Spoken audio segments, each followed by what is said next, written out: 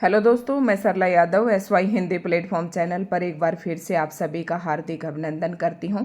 और जैसा कि आप सभी को पता है कि हम अपने SY हिंदी प्लेटफॉर्म चैनल पर TGT PGT एस्टेट 2024 की तैयारी करवा रहे हैं और सिलेबस के अकॉर्डिंग सारा सब कुछ चल रहा है। तो अभी तक मैंने शायद 14 क्लासेस जो हैं अपलोड कर दी हैं। अगर इस क्लास संख्या नंबर 15 है या 16 है या 14 है, ये एग्जैक्ट क्लास आपको थंबनेल पर देखने को मिल जाएगी। अगर कोई भी कैंडिडेट आज की वीडियो से नया जुड़ता है तो ये सारी वीडियोस आपको, जब हमारे चैनल को आप सब्सक्राइब करेंगे और प्लेलिस्ट में जाकर देखेंगे तो प्लेलिस्ट में TGT PGT एस्टेट 2024 के नाम से ये सभी क्लासेस आपको एक ही स्थान पर मिल जाएंगे। तो शुरुआत करते हैं आज की इस वीडियो की। और सबसे पहले मैं बता देती हूँ कि हमारे चैनल पर आदिकाल जो है सिलेबस आदिकाल कंप्लीट हो चुका है। तो आदिकाल के अंतर्गत हमने रासो साहित्य, जैन साहित्य, सिद्ध, नाथ और जितने भी जो कुछ भी महत्वपूर्ण बातें थी वो सभी हमने आदिकाल के अंतर्गत पढ़ी। इसके बाद हमारा हिंदी भाषा का विकास और उद्भव, ये भी हमारी जो कंप्लीट हो चुका है चैप्टर। और आज की इस वीडियो में हम पढ़ेंगे भक्ति काल। ठीक है, तो भक्ति काल से आज मैं शुरू कर रही हूँ। जैसा कि हिंदी साहित्य को 4 काल में विभाजित किया गया, आचार्य रामचंद्र शुक्ल जी ने दोहरे नामकरण की प्रथा को अपनाया, दोहरा नामकरण किया। जब उन्होंने हिंदी साहित्य का इतिहास नामक ग्रंथ लिखा तो हिंदी साहित्य को 4 भागों में उन्होंने विभाजित किया। तो सबसे पहला काल आदि काल आता है, फिर उनके अकॉर्डिंग दूसरा काल पूर्व मध्य काल, और तीसरा उत्तर मध्य काल, और फिर चौथा आता है आधुनिक काल। तो आदि काल को रामचंद्र शुक्ल जी ने एक दूसरा नाम और दिया, वीर गाथा काल, और पूर्व मध्यकाल को दूसरा नाम दिया भक्ति काल, और उत्तर मध्यकाल को फिर से दूसरा नाम दिया रीति काल, और फिर दिया आधुनिक काल। तो ये दोहरे नामकरण की जो प्रथा थी आचार्य रामचंद्र शुक्ल जी ने चलाई थी। तो आदिकाल यहाँ पर हम कंप्लीट कर चुके हैं और आज हम पूर्व मध्यकाल यानी कि भक्ति काल आज हम यहाँ से पढ़ेंगे। उसके बाद उत्तर मध्यकाल यानी कि रीति काल हमारा रह जाएगा, और फिर आधुनिक काल।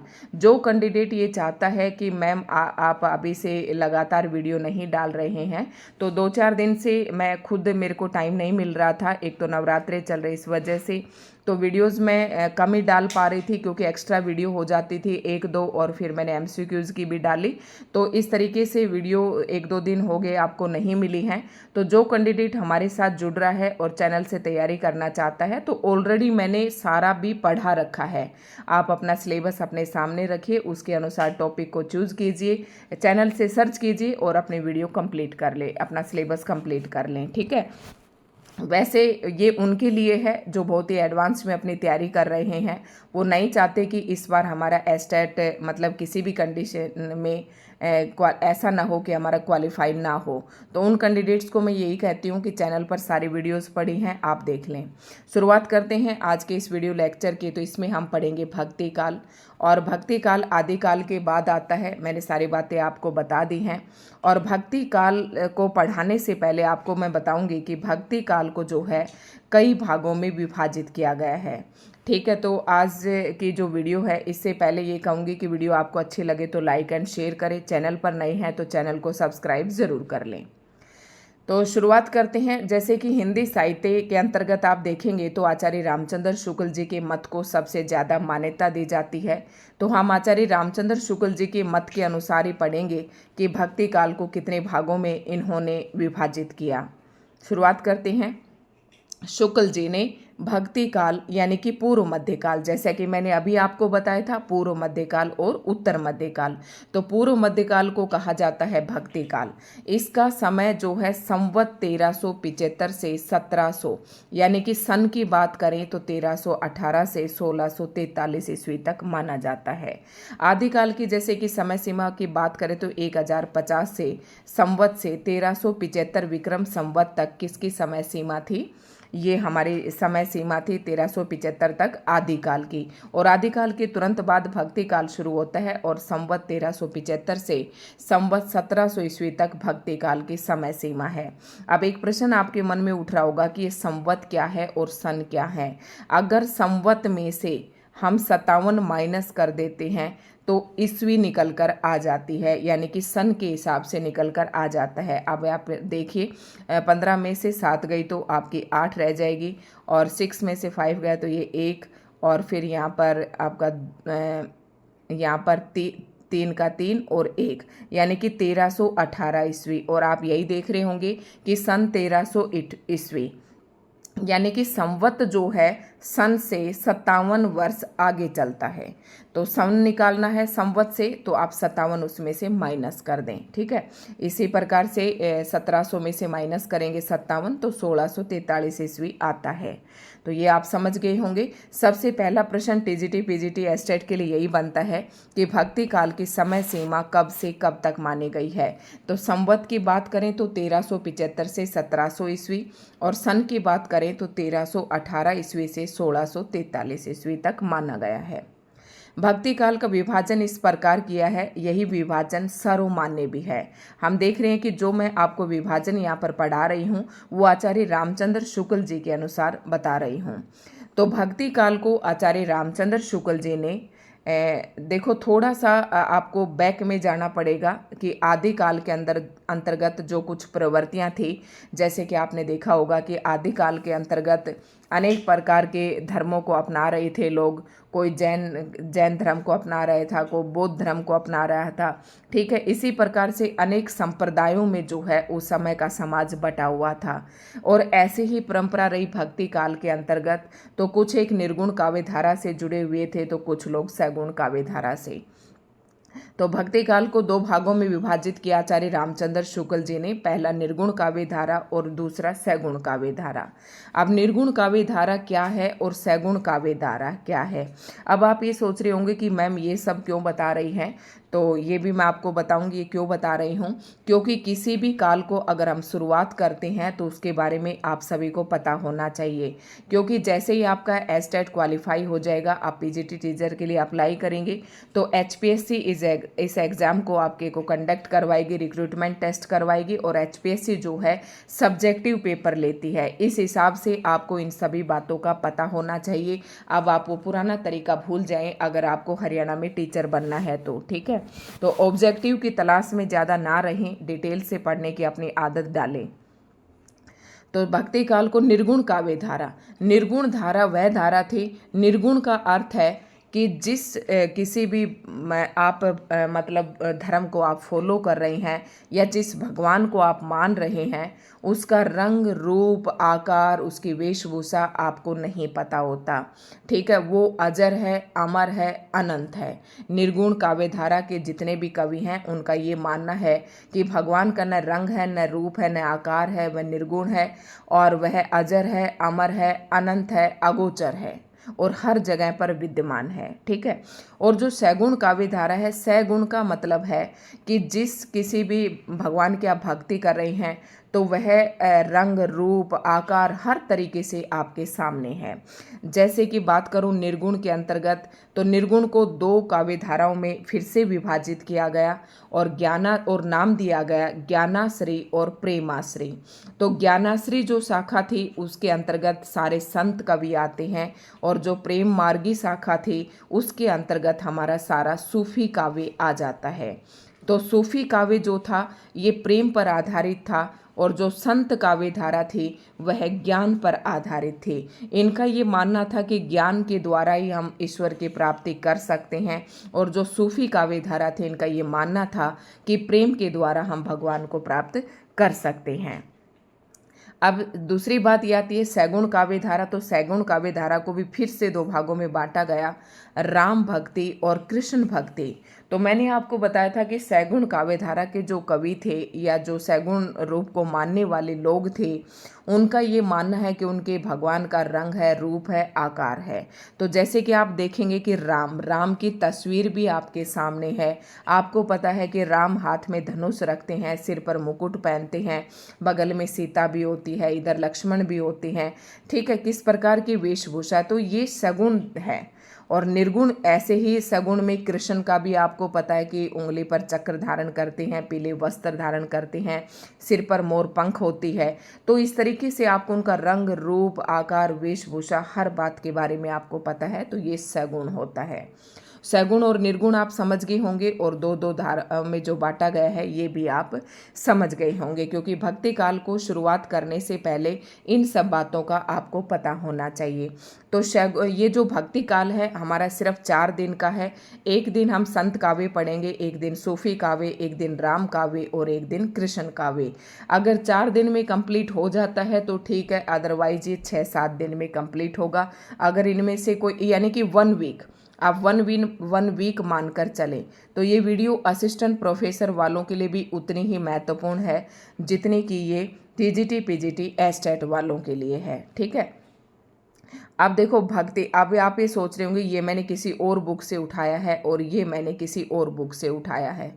तो सभी बुक से मैं अच्छा अच्छा कंटेंट आप सभी के लिए इकट्ठा करके एक ही स्थान पर प्रोवाइड करवा रही हूँ।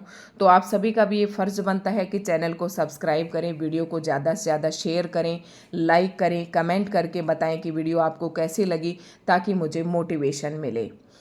तो भक्ति काल की थोड़ी सी पूर्व पीठिका के बारे में जान लेते हैं। वो तो मैंने आपको विभाजन बताया था, भक्ति काल की समय सीमा बताई थी। और अब भक्ति काल है क्या, यानी कि भक्ति काल मतलब भक्ति का काल मतलब समय, कि जो भक्ति का समय था वो भक्ति कहाँ से आई, दक्षिण से आई, उत्तर से आई, पूर्व से आई या फिर पश्चिम से आई, कौन लेकर आया भक्ति को, किन किन रूपों में आई, ये सब हमारे लिए जानना जरूरी हो जाता है। भक्ति का उल्लेख सर्वप्रथम कहाँ से मिलता है, तो इन सब बातों पर, तो इसके बारे में अलग अलग विद्वान अपने अलग अलग मत देते हैं और ये कहते हैं, कोई कहता है कि भक्ति पूर्व से आई, कोई कहता है उत्तर से आई, कोई कहता है दक्षिण से आई, कोई कहता है कि इस्लाम लेकर आया, कोई कहता है कि भारतीय चिंतन धारा का स्वाभाविक परिणाम था ये। उस समय हालात ऐसे थे कि भक्ति के अलावा लोगों के पास और कोई दूसरा चारा नहीं था। तो ये अलग अलग विद्वानों ने अपनी अलग अलग राय दी हैं। तो भक्ति काल की समय सीमा आप देखना, मैंने बताया था 1300, थोड़ा सा पीछे मैं आपको बताती हूँ, 1318 से 1643, और 1643 के आसपास हम जाएं तो ईस्ट इंडिया कंपनी का यहाँ पर आगमन हो गया था और भारत में अनेक देश को आज़ाद कराने के लिए अनेक प्रकार के प्रयास चल रहे थे। और इस समय से लेकर 1318 से लेकर 1600 तक का जो समय सीमा था, अनेक प्रकार के विदेशी आक्रमणकारी आए, भारतीय मंदिरों को लूटा, तोड़फाड़ की। तो इस प्रकार से देश का जो माहौल था, देश को मतलब काफ़ी तरीके से लूटा गया, भ्रष्टाचार फैला हुआ था, रिश्वतखोरी चल रही थी। तो भारतीयों का शोषण किया जा रहा था, कभी ईरानी आ रहे थे, कभी अफगानी आ रहे थे। तो इस तरीके का माहौल जो था पूरे देश में बना हुआ था। तो स्वाभाविक सी बात है कि कई प्रकार की धाराएं आपको देखने को यहाँ पर मिल जाएंगे। तो ऐसे में क्या था कि जब चारों तरफ से आक्रमण हो रहे थे तो लोगों के पास भगवान का सहारा लेने के अलावा कुछ और नहीं बचा। तो कुछ विद्वान तो ये बात मानते हैं, तो सबका अलग अलग मत है, हम सभी के मत को यहाँ पर पढ़ेंगे। तो थोड़ा सा मैंने आपको समझा दिया है। शुरुआत करते हैं। मोनियर विलियम्स के अनुसार भक्ति शब्द की व्युत्पत्ति भज धातु से हुई है। तो सबसे पहले जो भक्ति शब्द है उसकी व्युत्पत्ति कहाँ से हुई, तो जो शब्द धातु के, जो धातु होती है वो शब्द का मूल रूप होता है।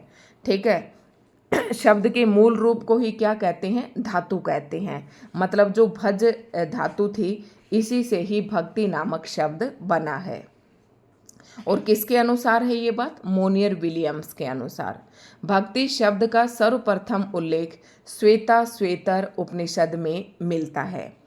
भक्ति शब्द का सर्वप्रथम उल्लेख श्वेता श्वेतर उपनिषद, यानी कि हमारे एक उपनिषद है जिसका नाम है श्वेता श्वेतर। इस उपनिषद में भक्ति शब्द का सबसे पहले उल्लेख मिला। इंपॉर्टेंट है ये प्रश्न। भक्ति आंदोलन के उदय के संबंध में कुछ विद्वानों का अभिमत निम्नलिखित है। अब अलग अलग विद्वान हैं और वो अलग अलग मत देते हैं कि भक्ति आंदोलन का उदय कहाँ से हुआ। अब सभी की विचारधाराएं हम पढ़ लेते हैं, काफ़ी इम्पोर्टेंट है। तो ग्रियेसन ने किसको कहा कि ग्रियेसन का ये मानना है कि जो भक्ति है वो ईसाईयत की देन है। यानी कि हमारे देश में कई प्रकार के लोग थे, सिख धर्म, बौद्ध, ईसाई। तो ग्रियेसन का मानना है कि जो ईसाई लोग थे वही इस भक्ति आंदोलन को भारत में लेकर आए। दूसरा मत है आचार्य रामचंद्र शुक्ल जी का, और ये काफ़ी पेपर में भी पूछा जाता है। तो इन्होंने कहा कि इस्लामी आक्रमण की प्रतिक्रिया, मैंने बताया था आपको, जो इस्लाम था यानी कि जो मुस्लिम थे, आप देखेंगे कि मध्यकालीन जब हिस्ट्री आपने पढ़ी होगी तो बाबर, हुमायूं, अकबर, ये सभी मुस्लिम आक्रमण थे। तो इन मुस्लिम आक्रमणों ने भारतीय धर्म का विध्वंस किया, मंदिरों को तोड़ा फोड़ा, लूटपाट मचाई, मूर्ति पूजा मतलब मूर्तियों को तोड़ा फोड़ा और भारत को लूट कर भी ले गई। तो इसके जो मुस्लिमों का आक्रमण हो रहा था, इसी के प्रतिक्रिया के फलस्वरूप भारत के अंदर भक्ति आंदोलन का उदय हुआ। ऐसे में भगवान का सहारा के अलावा लोगों के पास कोई चारा नहीं बचा था। ये ऐसा मानना है आचार्य रामचंद्र शुक्ल जी का। तीसरा मत आता है आचार्य हजारी प्रसाद द्विवेदी जी का। तो आचार्य हजारी प्रसाद द्विवेदी जी ने ये कहना है कि भारतीय चिंतन धारा का स्वाभाविक विकास है। आचार्य हजारी प्रसाद द्विवेदी जी कहते हैं कि ना तो ईसाईयत की देन था, ना ही इस्लामी आक्रमण की प्रतिक्रिया थी, ये भारतीयों के चिंतन की स्वाभाविक विकास था। क्योंकि हमारा जो हजारी प्रसाद द्विवेदी जी कहते हैं कि भारत देश के जो लोग थे वो आदिकाल से भी पहले से भक्ति से जुड़े हुए हैं। ऐसा नहीं है कि कोई भारत के लोग कुछ आकर किया जिसके कारण यहाँ पर भक्ति आंदोलन का प्रादुर्भाव हुआ, ऐसी बात नहीं है। इन्होंने कहा कि भारतीयों की जो चिंतन धारा थी उसका स्वाभाविक विकास था। ठीक है, तो अगला जो मत है वो गजानन माधव मुक्तिबोध जी का है। गजानन माधव मुक्तिबोध जी क्या कहते हैं कि ऐतिहासिक सामाजिक शक्तियों के रूप में जनता के दुख व कष्टों से हुआ। कह रहा है कि जो उस समय जो सामाजिक परिस्थितियां थी, वो समाज के अंदर जिस प्रकार की परिस्थितियां थी, उन सामाजिक शक्तियों के रूप में, उन समाज के अंदर जो विसंगतियां फैली हुई थी, उनको लड़ने के लिए एक शक्ति की जरूरत थी जनता को, ताकि वो उन दुखों से और उन कष्टों से छुटकारा पा सके। इसके परिणाम स्वरूप भारत में भक्ति आंदोलन का उदय हुआ, ऐसा मानना है गजानंद माधव मुक्तिबोध जी का। उसके बाद ये जो मैं पढ़ा रही हूँ ना आपको, ये सारे टॉपिक इम्पोर्टेंट हैं, आपको एक भी नहीं छोड़ना है। अगला मत है रामविलास शर्मा का कि इन्होंने क्या कहा, भक्ति आंदोलन एक जातीय और जनवादी आंदोलन है। कह रहा है कि जो भक्ति आंदोलन है एक जनवादी आंदोलन है। जनता के अंदर जनता जब उमड़ती है एक तरफ, तो वो ऐसे ही उमड़ती चली जाती है। जैसे कोई बौद्ध धर्म की तरफ उमड़ा तो बौद्ध धर्म ही काफ़ी प्रचलित हो गया। ठीक है, ये ऐसा मानना था रामविलास शर्मा जी का। आगे और देख लेते हैं भक्ति आंदोलन के उद्गम स्थल के। अब ये तो था सबकी विचारधारा कि भक्ति आंदोलन आया कहाँ से। उसके बाद भक्ति का उद्गम स्थल कि कौन सी जगह से, कौन से स्थान से भक्ति आंदोलन का प्रादुर्भाव हुआ, तो इसके बारे में भी अलग अलग मत हैं। तो भक्ति का जो सोता दक्षिण की ओर से धीरे धीरे उत्तर भारत की ओर पहले से ही आ रहा था, उसे राजनीतिक परिवर्तन के कारण शून्य पड़ते हुए जनता के हृदय क्षेत्र में फैलने के लिए पूरा स्थान मिला। तो ये किसका मानना था? आचार्य रामचंद्र शुक्ल जी का। तो मैं आपको एक थोड़ा सा बता दूं कि जैसे ये भारत का नक्शा है, ये पूर्व है और ये पश्चिम है। सॉरी, तो फिर से बनाती हूँ, ये पूर्व है और ये पश्चिम, ठीक है, पश्चिम और फिर ये उत्तर और दक्षिण। तो आपको पता है कि जो हमारा हरियाणा है ये उत्तर में आता है। तो इन्होंने क्या, और दक्षिण में आते हैं कर्नाटक, तमिल, तेलुगु, जो कर्नाटक है, तमिलनाडु है, केरल है, महाराष्ट्र है, ये सारे दक्षिण में आते हैं। तो इनका इधर से इधर आया जो भक्ति आंदोलन था, भक्ति का जो उद्गम स्थल था, भक्ति का जो सोता दक्षिण की ओर से धीरे धीरे उत्तर भारत की ओर पहले से ही आ रहा था। आचार्य रामचंद्र शुक्ल जी का मानना है कि जो भक्ति का जो एक आंदोलन सा था वो दक्षिण भारत में शुरुआत होकर वो धीरे धीरे उत्तर की तरफ बढ़ रहा था। ठीक है, पहले से ही बढ़ रहा था और बीच में कुछ ऐसे राजनीतिक परिवर्तन के कारण जनता के जो हृदय थे वो बिल्कुल शून्य पड़ चुके थे। तो शून्य के क्षेत्र में इस भक्ति को फैलने का पूरी जगह मिल गई। तो ऐसा मानना था आचार्य रामचंद्र शुक्ल जी का। तो आई होप आप अच्छे से समझ रहे होंगे। तो रामचंद्र शुक्ल जी का मानना है कि दक्षिण से पूर्व की तरफ ये अपने आप ही फैल रही थी और राजनीतिक परिवर्तन के कारण शून्य पड़ते हुए, राजनीतिक परिवर्तन तो हो रही रहे थे, कभी इस्लामी आक्रमण कर रहे थे, कभी अफगानी कर रहे थे, कभी अंग्रेज आ रहे थे। तो इस तरीके से सारा राजनीतिक परिवर्तन हो रहा था और जनता का जो हृदय था वो बिल्कुल शून्य में पहुंच चुका था। उनका जनता नहीं समझ पा रही थी हम क्या करें, कुछ इस प्रकार की परिस्थितियां उनके सामने थी। तो भक्ति आंदोलन को फैलने का पूरा स्थान मिला, ऐसा कहते हैं रामचंद्र शुक्ल जी। उसके बाद कबीरदास जी भक्ति द्राविड़ी उपजी लाए रामानंद। अब ऐसा भी कहा जाता है कि भक्ति जो है द्रविड़ से रामानंद जी लेकर आए, ये भी कहा जाता है। ये पंक्ति भी काफ़ी इम्पोर्टेंट है। और भक्ति, ये पूरी लाइन है, भक्ति द्राविड़ उपजी लाए रामानंद, प्रकट किया कबीर ने 7 दीप 9 खंड। तो ये बात कही कबीरदास जी ने, ठीक है। उत्पन्ना द्राविड़े सहावृद्धि कर्नाट के गता और क्वचित चिन्ह महाराष्ट्रे गुर्जरे जीर्णाता गता, ये ऐसा श्रीमद् भागवत में कहा है। तो मैंने बताया ना कि भक्ति का प्रादुर्भाव तो सबसे पहले द्राविड़ यानी कि दक्षिण में ही माना जाता है। कर्नाटक और ये सारे नाम मैंने आपको बताए, महाराष्ट्र इधर से ही क्या हुआ, धीरे धीरे उत्तर भारत की तरफ फैलता गया। तो मद् भागवत में जो पंक्तियां दी गई हैं वो ये हैं, कबीरदास जी ने ये दी हैं। आचार्य शुक्ल ने दक्षिण में भक्ति का उद्भव स्वीकार किया है। अब आपसे प्रश्न पूछ ले कि आचार्य रामचंद्र शुक्ल जी कहाँ से भक्ति आंदोलन का उद्भव स्थल स्वीकार करते हैं, तो दक्षिण से। भक्ति आंदोलन के संबंध में विभिन्न विद्वानों के कथन निम्नलिखित हैं।